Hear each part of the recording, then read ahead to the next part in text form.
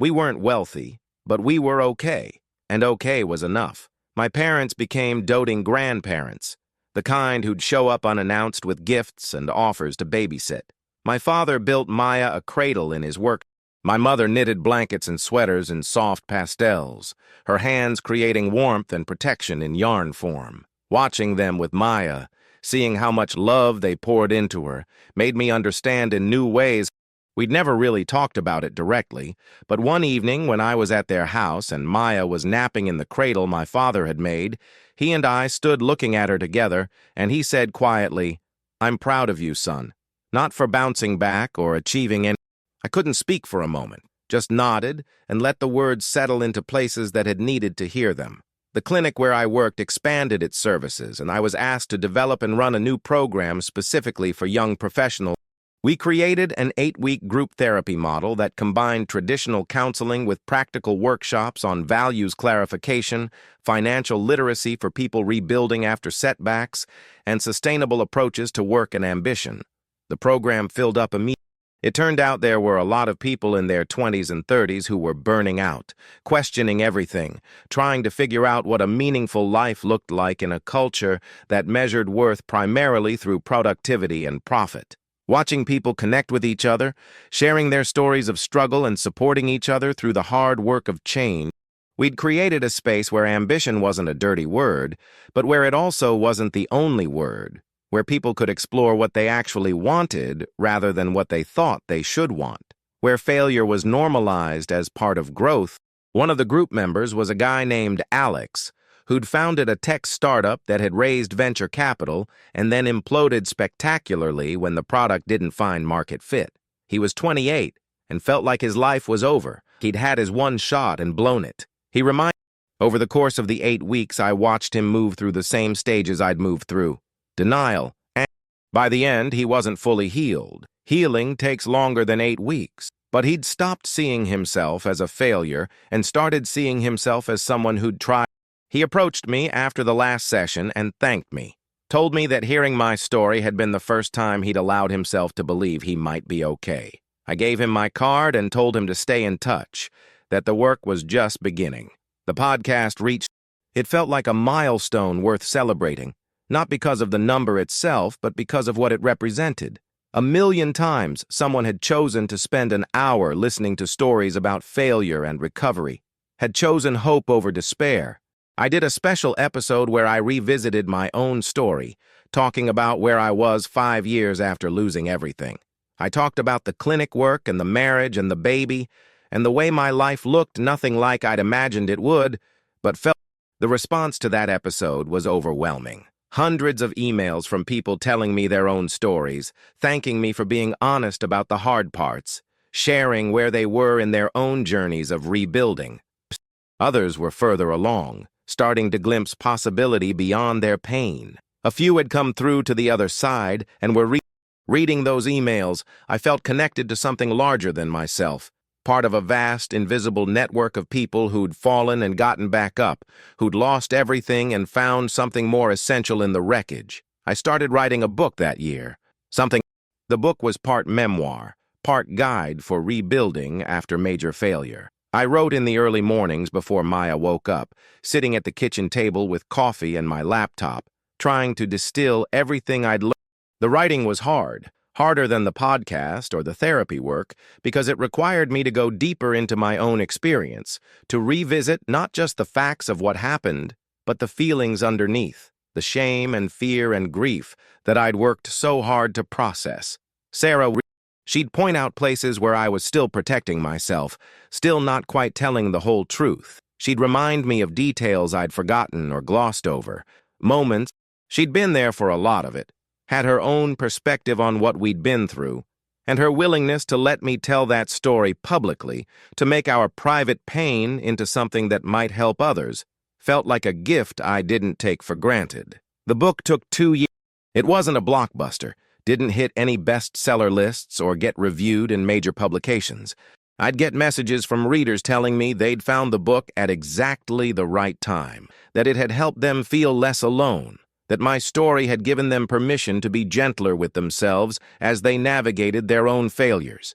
Those messages By the time I turned 33, 8 years after losing everything, my life had settled into a rhythm that felt sustainable and meaningful.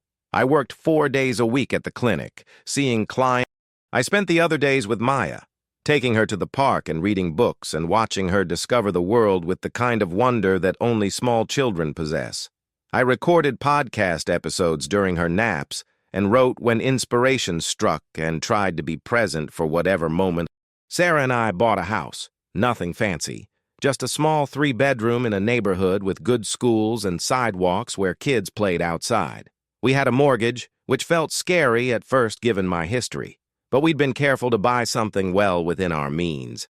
The house needed work, and my father and I spent weekends slowly renovating it, installing new fixtures and painting walls and building a deck in the backyard. Working with my hands, creating something tangible, remained a kind of therapy for me, a way to stay. I reconnected with some old friends from my business days, people I'd lost touch with during my darkest period. Some of those reconnections, but others slipped back into easy familiarity. And I realized that real friendship can survive gaps and changes, that the people who truly matter will be. We'd meet for drinks or dinner and they'd tell me about their lives, their own struggles and successes, and I'd share mine. And there was something healing about being able to talk about my failure without.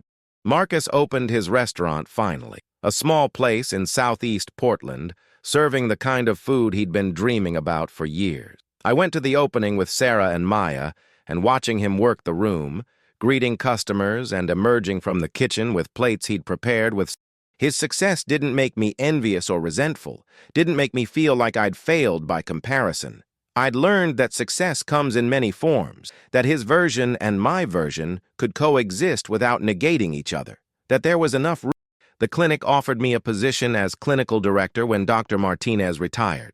It came with a significant raise and more administrative responsibility, the chance to shape the direction of the organization.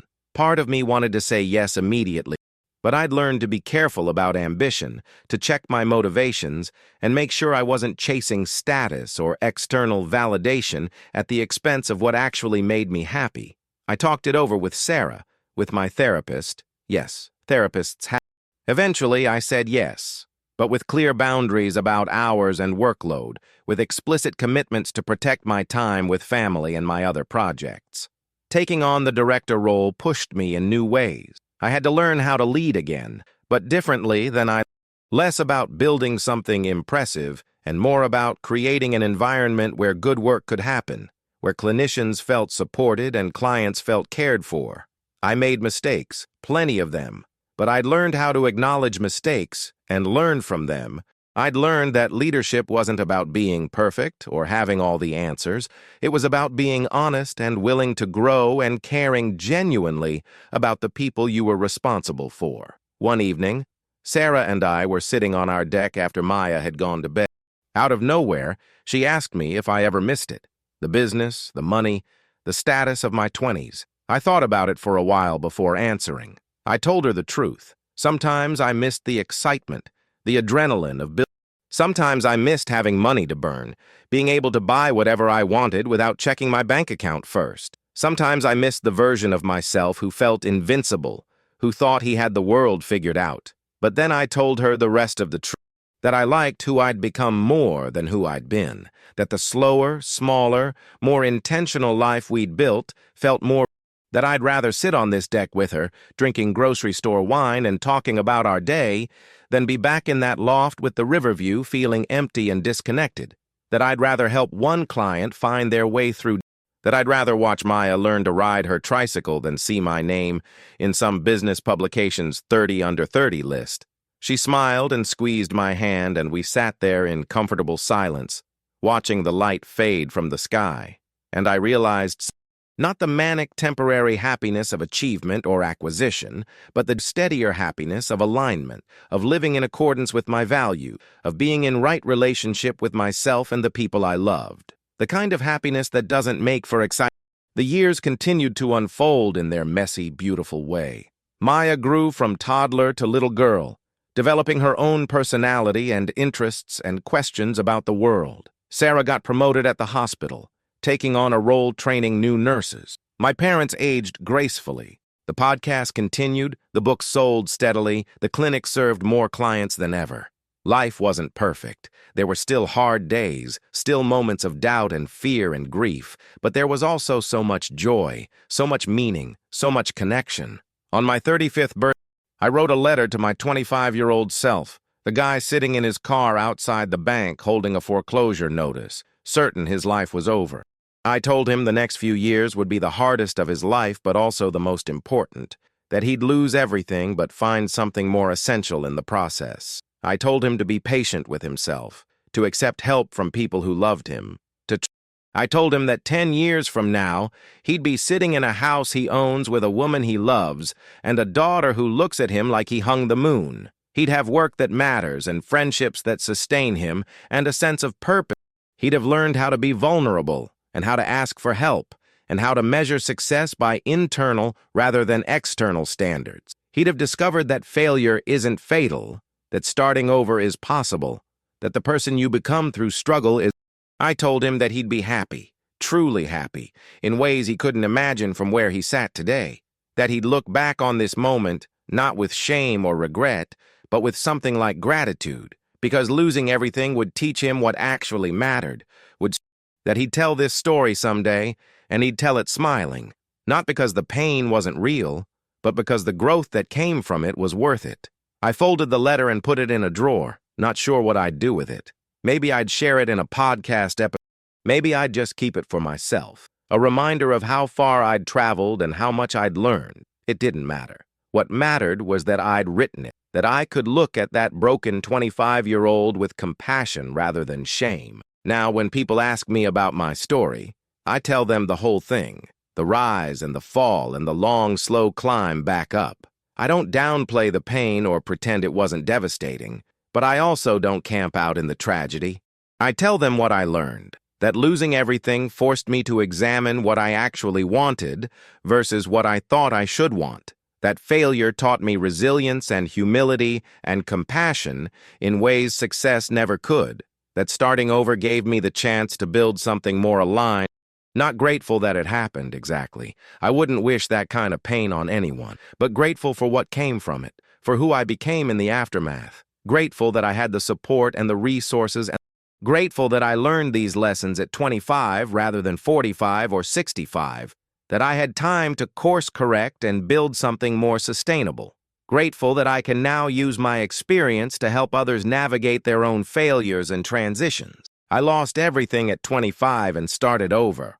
And now I tell it smiling, not because losing everything was pleasant, or because I tell it smiling because I made it through, because I'm proud of who I became in the process, because my life now is richer and more meaningful than anything I'd built before. I tell it smiling because failure wasn't the end. And if there's one thing I want people to take from my experience, it's this.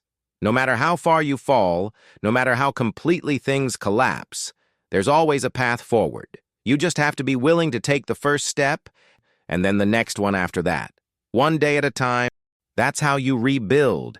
That's how you heal. That's how you write a new story worth smiling about. Epilogue. Sometimes in quiet moments, usually early in the morning before anyone else is awake, I think about the alternate universe where my business didn't fail, where I kept growing and scaling and chasing the metrics I thought mattered.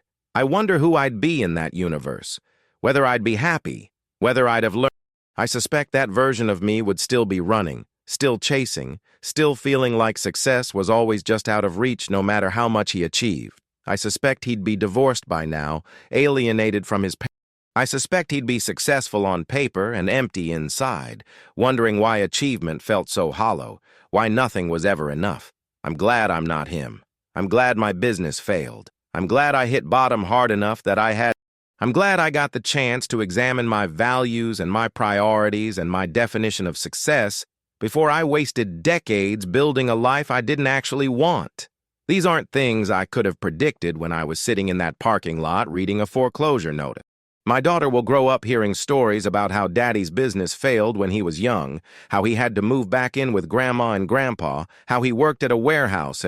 She'll hear these stories not as cautionary tales, but as evidence that failure isn't fatal, that starting over is possible, that the most important thing isn't avoiding mistakes but learning from them and getting back up.